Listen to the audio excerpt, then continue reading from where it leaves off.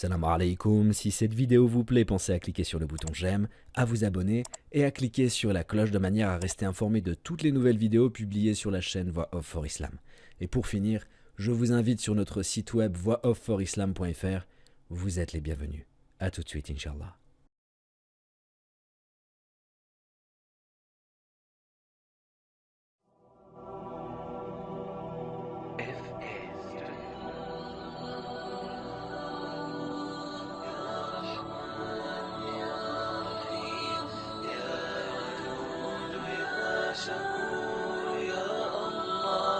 لبيك اللهم لبيك لبيك لا شريك لك لبيك إن الحمد والنعمة لك والملك لا شريك لك لبيك لبيك اللهم لبيك لبيك لا شريك لك لبيك إن الحمد والنعمة لك والملك لا شريك لك لبيك لبيك اللهم لبيك لبيك لا شريك لك لبيك. Au nom de Dieu, le tout miséricordieux, le très miséricordieux.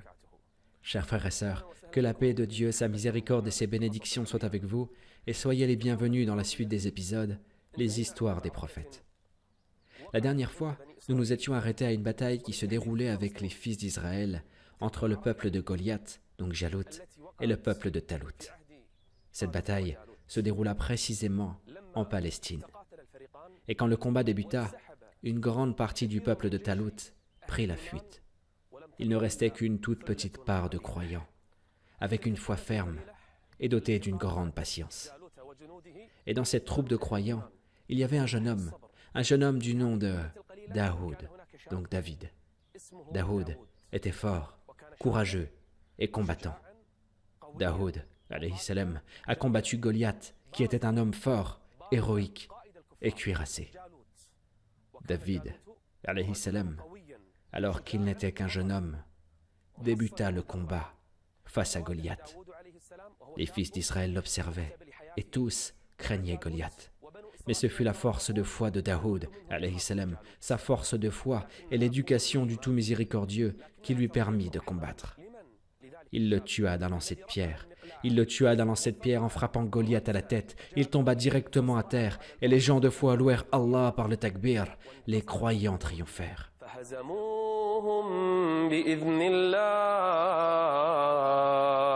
وقتل داود جالوت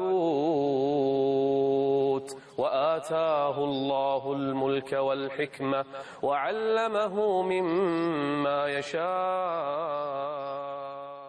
Tous les fils d'Israël aimaient ce jeune homme. Il devint leur roi. Ce qui était étrange, c'est que pour le peuple d'Israël, la descendance des rois était bien connue, et la descendance des prophètes était elle aussi connue. Et ces deux caractères ne se réunissaient que sur David, alayhi salam. Et il fut un roi prophète, et tous les fils d'Israël l'avaient accepté. Il était un roi fort, sage, juste et courageux. Tous l'aimaient. Il était de petite taille et avait les yeux bleus. Il avait peu de cheveux et avait de bonnes manières. Il avait un cœur pur et faisait beaucoup d'adoration. Comme nous l'a appris sur lui notre prophète, alayhi salatu wassalam, l'adoration préférée d'Allah est celle de David. Pourquoi? Parce qu'il dormait la moitié de la nuit, et il adorait son Seigneur le tiers de la nuit, et il dormait pendant le 6e tiers de la nuit.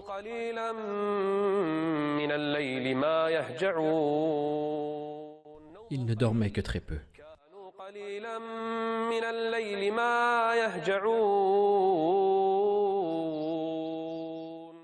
Il dormait peu la nuit.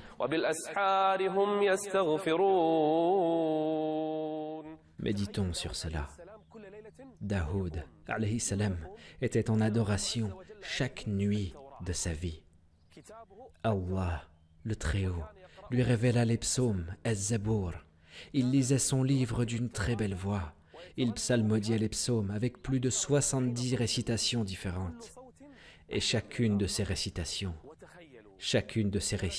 était parfaite.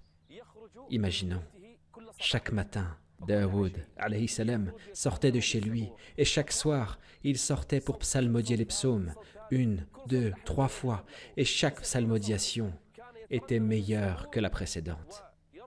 Il élevait sa voix et les oiseaux venaient autour de lui pour lui faire de l'ombre afin de le protéger du soleil. De plus, les oiseaux eux-mêmes psalmodiaient les psaumes de Daoud, ainsi que les montagnes. يا جبال أوبي معه Psalmodie avec lui. يا جبال أوبي معه والطير وألنا له الحديد. L'adoration était au sommet. Il lisait, invoquait Allah, il pleurait par crainte d'Allah, et il avait un cœur pur, il avait une conscience propre, et il faisait beaucoup d'adoration. Et parce qu'il faisait beaucoup de louanges, et qu'il invoquait beaucoup Allah le Très-Haut, Allah lui faisait entendre les louanges des montagnes. مع داود الجبال وسخرنا مع داود الجبال يسبحن والطير. Il entendait les montagnes qui louaient Allah le Très-Haut. Est-ce que les objets inanimés font des louanges à Allah? Oui. Et il n'existe rien qui ne célèbre sa gloire et ses louanges. Mais vous ne comprenez pas leur façon de le glorifier. Allah le Très-Haut a fait en sorte que Daoud comprenne les louanges des montagnes, des rochers et des oiseaux. Il s'agit de Daoud, alayhi salam. Il entendait les louanges des objets. Et les actes d'adoration de Daoud ne s'arrêtent pas là. Il jeûnait beaucoup. Il jeûnait un jour sur 2. Il jeûnait un jour et mangeait le lendemain. Daoud faisait beaucoup de jeûnes. Il adorait Allah la nuit et il faisait beaucoup d'adoration. Le messager d'Allah, alayhi salatu wassalam, entendit un jour Abu Musa al-Asari qui lisait le Coran avec une belle voix. Il lui dit « Oh Abu Musa, Dieu t'a certainement doué d'une voix pareille à celle de la famille de David. » Nous ne pouvons pas dépasser Daoud, alayhi salam, dans la qualité de sa psalmodiation, dans les invocations d'Allah le Très-Haut, dans l'obéissance à Allah, dans les louanges. Daoud n'était pas dans l'immoralité et la corruption, mais dans l'adoration d'Allah le Très-Haut. Il fait des adorations pendant les nuits et il jeûne pendant les jours. Et il fait le djihad dans le sentier d'Allah. Il évoque beaucoup Allah. والذاكرين الله كثيرا. Daoud est parmi eux. والذاكرين الله كثيرا والذاكرات أعد الله لهم مغفرة وأجرا عظيما. Les fils d'Israël, la plupart, pour ne pas dire tous les fils d'Israël, ont accepté Daoud, alayhi salam, en tant que prophète et roi juste. De qui parlons-nous? Nous parlons de Daoud, alayhi salatu wassalam. Alors qu'il était un bon adorateur, qu'il était humble dans ses prières, qu'il jeûnait un jour sur 2, il était aussi un homme fort, qui se nourrissait du travail de ses mains. واذكر عبدنا داود ذا الأيد. Le doué de force, Allah lui a donné le fer. Daoud, alayhi salam, faisait fondre le fer avec ses mains. Il n'avait pas besoin de feu ni de marteau. Il avait entre ses mains un miracle qu'Allah le Très-Haut lui a donné. وألنا له الحديد. Et que faisait Daoud avec le fer? Il amollissait le fer et il en faisait des armures. La première personne à avoir fabriqué des armures est Daoud, alayhi salam. Et Allah le Très-Haut dit dans le Coran: وعلمناه صنعة لبوس لكم وعلمناه صنعة لبوس لكم لتحصنكم من بأسكم. pour que vous puissiez vous servir de ces armures pendant les guerres. علمناه صنعة لبوس لكم لتحصنكم من بأسكم فهل أنتم شاكرون. Daoud travaillait chaque jour avec ses mains. Une fois la fabrication d'une armure terminée, il la vendait aux gens. Daoud travaillait avec ses mains et il s'achetait de la nourriture avec ce qu'il gagnait de la vente d'armures. Il n'a pas dit « je suis un dirigeant », il n'a pas dit « je suis un roi », il n'a pas dit « je suis un prophète, je lève ma main au ciel, j'ai la nourriture que j'ai demandée ». Jamais. Il travaillait avec ses mains. Il fabriquait avec le fer des armures et des habits. Il les vendait pour pouvoir s'acheter de la nourriture. Il s'agit de Daoud, alayhi salam. C'est pour cela que le prophète, alayhi salatu wassalam, a dit: La meilleure nourriture est celle que l'on achète avec notre travail, le travail de nos mains. S'il a travaillé, puis il a gagné de l'argent et il a acheté une nourriture qu'il a mangée, alors c'est la meilleure nourriture. Daoud, alayhi salam, mangeait de ce qu'il gagnait avec son travail.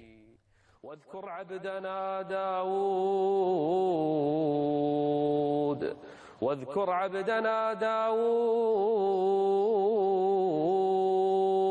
ذا الأيد.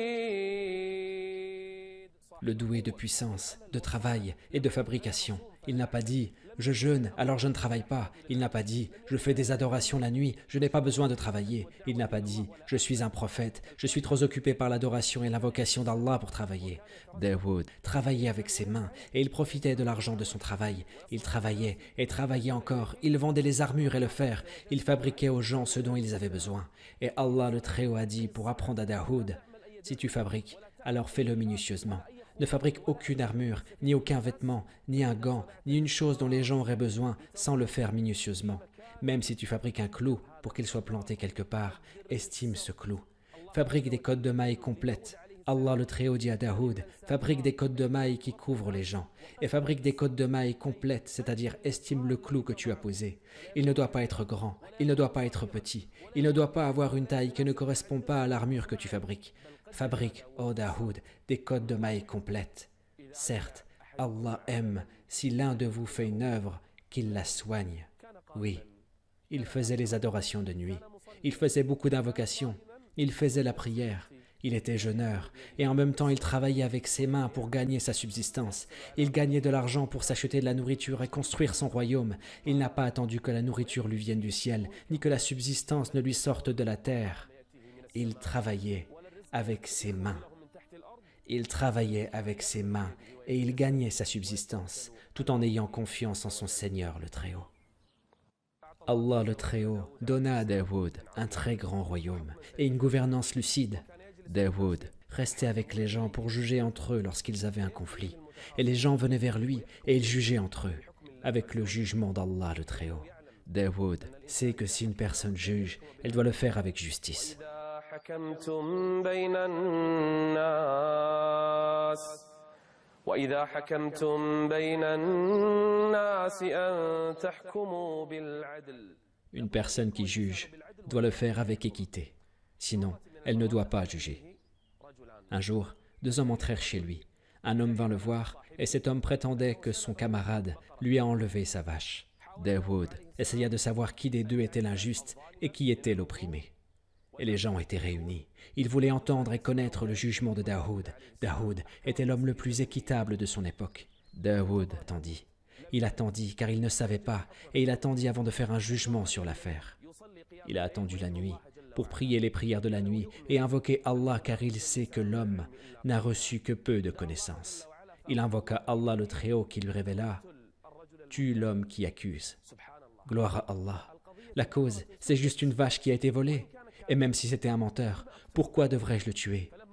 Et au matin, quand les gens s'étaient réunis en attendant d'entendre le jugement de Daoud sur cet homme, Daoud vint voir l'homme et lui dit « Oh, un tel !» Daoud parle à l'homme qui accuse, l'homme qui dit que sa vache a été volée. Il lui dit « Oh, un tel, Allah le Très-Haut m'a révélé de te tuer. Alors qu'as-tu fait? Qu'est-ce que tu as fait? Est-ce que cette vache t'appartient? Est-ce que ton accusation est véridique ?» Et l'homme jura. Les gens regardaient la scène. L'homme dit « Par Allah, qui n'a pas de divinité semblable à lui, la vache est à moi et on me l'a volée. Cet homme m'a volé ma vache et je suis véridique dans ce que je dis. » Les gens étaient étonnés. Pourquoi David condamne-t-il un homme alors qu'il dit vrai dans sa plainte? Et quand Daoud insista pour que l'homme dise la vérité et qu'il savait qu'Allah le Très-Haut allait dévoiler son secret, que c'était inévitable, l'homme dit « J'ai tué le père de cet homme il y a quelque temps, sans que personne ne le sache. » Et les gens glorifièrent Allah, et ils furent certains que Daoud ne jugeait qu'avec le jugement d'Allah le Très-Haut. Daoud ordonna, et cet homme fut tué. وشددنا ملكه داود عليه السلام وشددنا ملكه وآتيناه الحكمة La prophétie. وآتيناه الحكمة وفصل الخطاب. Daoud continua de juger entre les gens.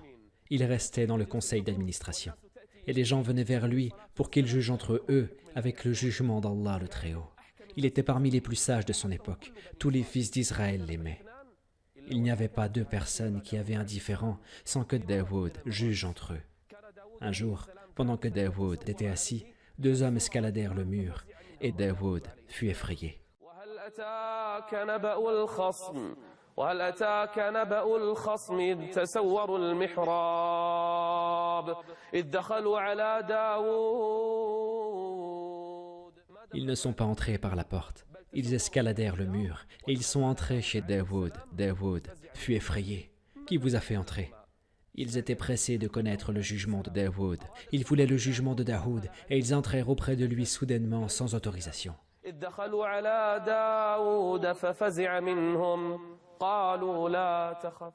N'aie pas peur, nous sommes venus car nous nous sommes disputés, ô Daoud. بغى بعضنا على بعض فاحكم بيننا بالحق ولا تشطط واهدنا إلى سواء الصراط. Guide-nous, ô Daoud, au jugement d'Allah le Très-Haut. Qu'y a-t-il? Que s'est-il passé? Le premier prit la parole et il pleurait auprès de Daoud. Regardez la méthode que le premier a utilisée. Il a voulu donner l'image d'un opprimé à Daoud. Il dit « Regarde mon compagnon, regarde mon frère et compagnon. Il a 99 brebis et il ne s'est pas contenté des brebis qu'il possède. Et moi, je ne possède qu'une seule brebis. Et il m'a pris cette brebis. » L'homme était en pleurs et Daoud continua de l'écouter. Daoud écoutait cet homme et l'autre ne parlait pas. Il avait entendu que le premier avait 99 brebis et que celui qui lui parle ne possède qu'une seule brebis. Et l'homme a dit « Il m'a pris ma seule brebis. » Et dans la conversation, il a beaucoup fait pression sur moi. Sa méthode de persuasion est meilleure que la mienne et ses paroles sont meilleures que les miennes. Il peut discuter et moi je ne peux parler. Il m'a pris cette brebis. أخي له 99 نعجة ولي نعجة واحدة. J'ai seulement une brebis et il me l'a enlevée, il me l'a pris. Et dans la conversation, il a beaucoup fait pression sur moi. Daoud, pour la première fois de sa vie, jugea avec précipitation. Quoi que la personne ait, il y a toujours une erreur. Et tous les fils d'Adam font des erreurs. Et ceci est l'erreur de Daoud, alayhi salam. Il n'a pas entendu le témoignage de celui qui avait 99 brebis. Peut-être que c'est lui qui a raison. Daoud dit لقد ظلمك بسؤال نعجتك إلى نعاجه وإن كثيرا من الخلطاء ليبغي بعضهم على بعض. Beaucoup de gens et beaucoup d'amis se transgressent entre eux. Daoud a jugé sans entendre le témoignage du premier. Et Allah le Très-Haut l'informa que c'était une épreuve. Tu as précipité ton jugement, ô Daoud. Ceci pour que les gens ne pensent pas qu'une personne puisse être exemptée des erreurs sans que Allah le Très-Haut ne l'exempte. Ô Daoud, une épreuve que tu n'as pas réussi.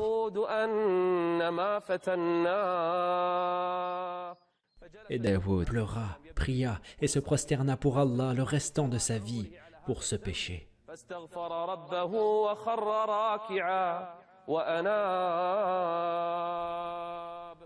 Et Allah le Très-Haut lui pardonna cela.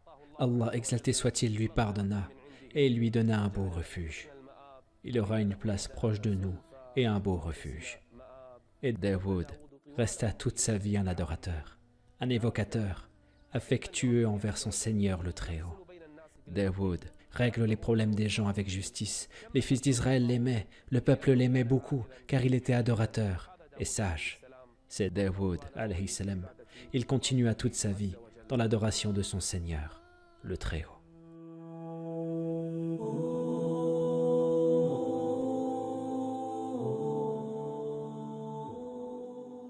Daoud continua sa vie dans l'adoration d'Allah le Très-Haut. Il était un bon serviteur, un bienfaisant, un pieux, un croyant qui faisait beaucoup de prières et de jeûnes. Dans les premiers épisodes, nous avons parlé de l'histoire d'Adam, lorsque Allah le Très-Haut lui a effleuré le dos et que toute sa descendance lui a apparu. Adam vit parmi eux une personne fleurie, lumineuse. Qui est cette personne? Adam questionna son Seigneur le Très-Haut. Qui est cette personne? Allah répondit, c'est ton fils, Daoud, un prophète d'Allah le Très-Haut. Adam questionna son Seigneur. Quel est son âge, ô Seigneur? 70 ans. Ô Seigneur, augmente sa durée de vie. Et Allah lui répondit, je lui augmenterai sa durée de vie en prenant quelques années de ta vie, ô Adam. Adam répondit, prends de ma vie 40 années et donne-les lui. Et quand Adam arriva à la fin de la durée de sa vie, moins les 40 années, il dit, il ne me reste plus que 40 ans. Tu les as donnés à Daoud. Et Adam a oublié. Et sa descendance a oublié également. Et Allah donna à Adam 1000 ans. Et il donna à Daoud 100 ans. Daoud était un homme très jaloux. Il n'acceptait pas qu'une personne entre chez lui sans sa permission. Et un jour, où il n'était pas à la maison, son épouse trouva un inconnu dans la cour de la maison. Et la femme cria, « Qui es-tu? Qui t'a fait rentrer ?» Si Daoud nous voyait, il serait en colère. Et la nouvelle parvint à Daoud.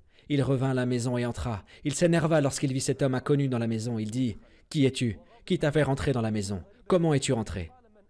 Et l'homme répondit avec confiance, « Je suis celui qui ne se fait pas arrêter par les gardes et qui ne craint pas les rois. Je suis quelqu'un qui ne craint personne et que personne ne peut empêcher d'entrer dans une demeure. » Et Daoud dit, et il était intelligent, « Donc, tu es l'ange de la mort. » Oui, je suis l'ange de la mort. Alors bienvenue à la mort. Comment ne pourrait-il pas souhaiter bienvenue à la mort, alors que c'est un prophète d'Allah? Comment ne pourrait-il pas le dire, alors qu'il a passé toute sa vie à jeûner, à prier, veiller la nuit, à invoquer et à adorer Allah le Très-Haut? Comment un homme adorateur comme Daoud ne pourrait souhaiter la bienvenue à la mort?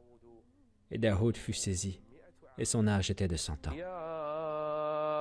يا أيتها النفس المطمئنة ارجعي إلى ربك راضية مرضية فادخلي في عبادي وادخلي جنتي.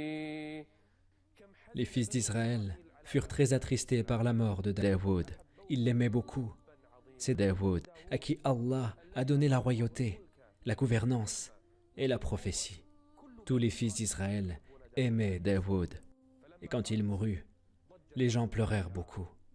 La communauté des fils d'Israël fut très attristée à cette époque. Une profonde tristesse. Quant à ses obsèques, c'étaient des obsèques majestueuses. Des dizaines de milliers de personnes y assistèrent. Et parmi eux, parmi ceux qui ont assisté à ces obsèques, 40 000 moines. 40 000 moines qui marchèrent aux obsèques de Daoud. Dans ce convoi, les gens étaient atteints par une grande chaleur, une très grande chaleur. Ils partirent voir Salomon, le fils de Daoud. Ils partirent voir Salomon et lui dirent, « Oh Salomon, la chaleur nous a accablés dans les obsèques de ton père. Envoie-nous des oiseaux pour nous faire de l'ombre. » Salomon pouvait parler aux oiseaux. Il appela les oiseaux, et les oiseaux vinrent et firent de l'ombre aux gens. Les oiseaux s'entrelacèrent, et cela fut un paysage gigantesque, un paysage majestueux, dans les obsèques de Daoud. Jusqu'à ce que les gens furent étouffés. Ils étaient étouffés par le nombre d'oiseaux. Aucun vent ni souffle ne pouvait passer. Et les gens prirent peur. Ils prirent peur pour leur vie. Les gens partirent voir Salomon et lui dirent, « Oh Salomon, ordonne aux oiseaux de nous faciliter. » Et Salomon ordonna aux oiseaux. Il leur parlait. Salomon ordonna aux oiseaux, et les oiseaux laissèrent de l'espace entre eux, et ils retiennent uniquement la chaleur du soleil pour apaiser les gens et laissent passer l'air et le vent. Il s'agit des obsèques de Daoud. L'homme pieux partit, l'homme adorateur périt, celui qui jeûnait un jour sur deux et mangeait un jour sur deux, le prophète bienfaisant d'Allah, celui qui possédait la belle voix, il est mort, oui, il est mort, car toute âme goûtera à la mort. Toute personne, même si elle est la meilleure des personnes, toute personne connaîtra l'agonie de la mort un jour ou l'autre. Une page est tournée dans l'histoire des prophètes. Et Daoud est mort. Et qui est venu après Daoud? Quel prophète Allah le Très-Haut a envoyé aux humains? Nous en parlerons dans le prochain épisode avec la permission d'Allah. Nous parlerons de Salomon. Et quelle est son histoire avec les oiseaux? Quelle est son histoire avec les fourmis? Quelle est son histoire avec la huppe? Quelle est l'histoire de Salomon avec les monstres et les oiseaux? Et qu'est-ce que Allah a mis à la disposition de Salomon? Quelle est l'histoire de Salomon avec les djinns, avec les démons, avec les chevaux? De très grandes histoires qui ont été racontées sur le prophète Salomon. Ces histoires, avec ses détails et ses paradoxes, nous allons vous les citer, si Allah le veut, dans le prochain épisode. En attendant, je vous laisse à Allah le Très-Haut et que la paix et la miséricorde d'Allah et ses bénédictions soient avec vous. Pour recevoir le Juz Amma complet et en audio français offert par Voix for Islam, suivez la flèche à l'écran ou cliquez directement sur le lien dans la description de cette vidéo. A bientôt, Inch'Allah. Prenez soin de vous. Assalamu alaikum wa rahmatullahi wa barakatuh.